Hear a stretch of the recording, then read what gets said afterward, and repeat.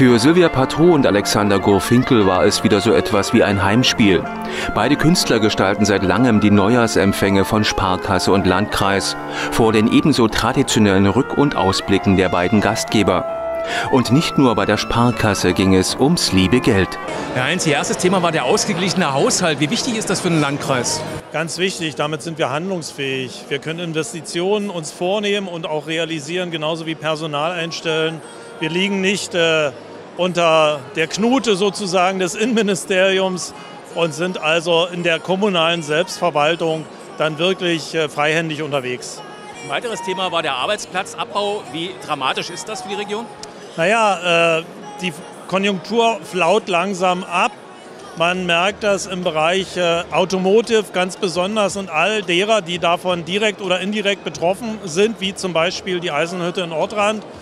Und das sind natürlich keine guten Nachrichten auf den ersten Blick, dass dort Arbeitsplätze in Gefahr sind, beziehungsweise auch abgebaut werden müssen, beziehungsweise Kurzarbeit angesagt ist. Auf der anderen Seite gibt es viele Einstellungen auch bei Unternehmen, auch in der öffentlichen Verwaltung und gerade eben auch im medizinischen im Pflegebereich, sodass, denke ich mal, die Arbeitslosigkeit zumindest aus heutiger Sicht nicht erheblich steigen wird. Die Wilhelm-Kühls-Straße war ein weiteres Thema, was die Menschen bewegt hat. Wie geht es da weiter? Also es gibt ja jetzt eine Zustimmung vom Steuerungs- und Budgetausschuss und vom Regionalen Sanierungsbeirat zur Freigabe von Mitteln, die also den Grunderwerb für die Immobilien der Anlieger der Wilhelm-Kühls-Straße möglich machen sollen. Jetzt gibt es Gespräche zwischen der LMBV und den Betroffenen in der Hoffnung, dass man sich da einig wird. Man liegt ja bei den Verkehrswertbetrachtungen noch etwas auseinander, aber es ist auf alle Fälle erstmal das grundsätzliche grüne Licht vom Bund und vom Land Brandenburg gegeben worden, dass man mit den direkt Betroffenen jetzt auch mit einer finanziellen Basis versehen verhandeln kann. Und da bin ich schon mal froh drüber. Für uns war wichtig, dass wir also diese Ungerechtigkeit hinsichtlich des Ehepaars, das zuerst dort ausziehen musste, beseitigen konnten, dass wir zumindest die Umzugskosten finanziell haben ausgleichen können und das im letzten Jahr bis Weihnachten. Das war das Versprechen und das haben wir auch eingehalten. Zum Schatten gehört auch Licht. Was waren 2, 3 Highlights aus Ihrer Sicht? Im letzten Jahr die 2, 3 Highlights waren also der Abschluss des Vertrages mit der Telekom zum Breitbandausbau. Wir haben die Radwegemodernisierung begonnen. Wir haben also auch im Bereich des Tourismus erhebliche Zuwachsraten generieren können. Und ich sagte es bereits heute auch innerhalb meiner kleinen Rede, im Norden, da brummt es richtig, nicht nur im Tourismus, sondern auch bei Kaufland, Logistik. Auch die Spreewelten haben ja ein neues Hotel eröffnet mit über 80% Auslastungsgrad. Also sind wirklich gute Nachrichten, die man durchaus auch vermelden kann. Von welchen Themen werden wir 2020 hören? Also wir werden im Jahr 2020 Investitionen in unsere Schulen, in das Gymnasium in Senftenberg, auch in die Förderschulen vorbereiten und dann auch durchführen.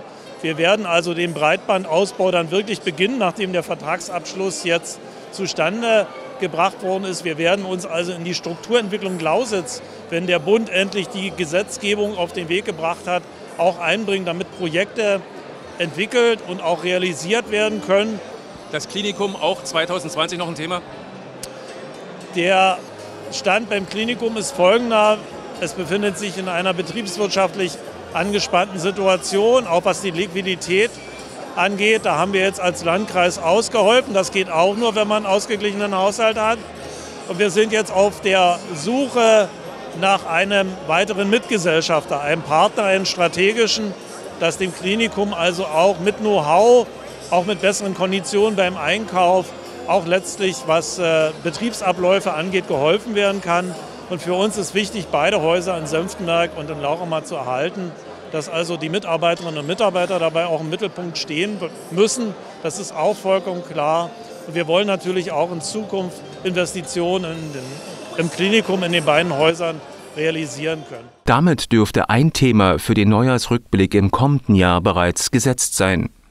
In seinem Rückblick konnte Sparkassenvorstand Lothar Piotrowski wieder imposante Zahlen präsentieren aus 2019. 2019 war genauso wie die Jahre davor ein gutes bis sehr gutes Jahr. Wir haben es mal wieder geschafft, unsere Planzahlen deutlich zu übertrumpfen und haben es mal wieder geschafft, ein sehr erfolgreiches Jahr hinzulegen. Sie haben gesagt, dass die Einlagen um 70 Millionen Euro gestiegen ist. In Zeiten von Strafzinsen ist das ja nicht unbedingt eine gute Nachricht. Das kommt auf den Betrachter an. Für unsere Kunden ist das eine sehr gute Nachricht, da wir kein Vorwahrentgelt nehmen. Ist es natürlich günstig geparktes Geld. Aus Sicht der Sparkasse ist das ein bisschen zweigeteilt. Einerseits das schön, das zeigt ja das Vertrauen, was die Kunden in uns haben. Das andere ist allerdings, dass wir natürlich mit dem Geld arbeiten wollen und wir natürlich irgendwas damit machen müssen. Und wir kriegen ja auch Strafzinsen, wenn wir das Geld anlegen. Das heißt also, Sie haben sich mit dem Thema noch nicht so richtig angefreundet? Na, was heißt angefreundet? Wir haben die Niedrigzinsphase schon eine geraume Zeit und damit auch ganz verstärkte Anforderungen an das Management. Wir suchen nach Mitteln und Wegen, wie wir mit dem Geld sinnvoll arbeiten können. Das ist jetzt keine ganz neue Situation. Und da wir uns darauf einstellen müssen, dass die Niedrigzinsphase so bleibt, ist es höchste Eisenbahn, nach Lösungen zu suchen. Sie werden die Lösungen suchen. Sie haben gesagt, es wird Veränderungen geben. Welche? Naja, es wird einmal Veränderungen geben im Anlagesegment. Wir werden also das, was wir Ihnen als Kunden empfehlen, monatlich in gewissen Investmentfonds zu sparen, Cost-Average-Effekt zu nutzen, indem man immer den gleichen Betrag anlegt, um so einen günstigen Durchschnittskurs zu erreichen. Das werden wir als Haus jetzt selber auch machen. Also das, was wir immer empfehlen, wo wir davon überzeugt sind, machen wir selber. Das andere sind Veränderungen, dass wir natürlich feststellen, unsere Kunden haben sich verändert. Wir haben jetzt 15 Jahre eigentlich immer so weitergemacht. Und jetzt muss man sagen, vor 15 Jahren haben Kunden anders Banking gemacht als heute. Deshalb werden wir unseren Preiskatalog überarbeiten und wir müssen auch feststellen, viele Kunden gehen heute online übers Internet. Wir werden auch überlegen müssen, ob wir bei den Öffnungszeiten bleiben. Das heißt, es könnte sein, dass wir mittwochs nachmittags künftig zu haben. Und da habe ich auch gerade gesagt, die Frage ist, ob das überhaupt einer merkt. Denn viele Kunden meinen ohnehin, wir hätten mittwochs nachmittags gar nicht offen. Was bleibt, wie es war?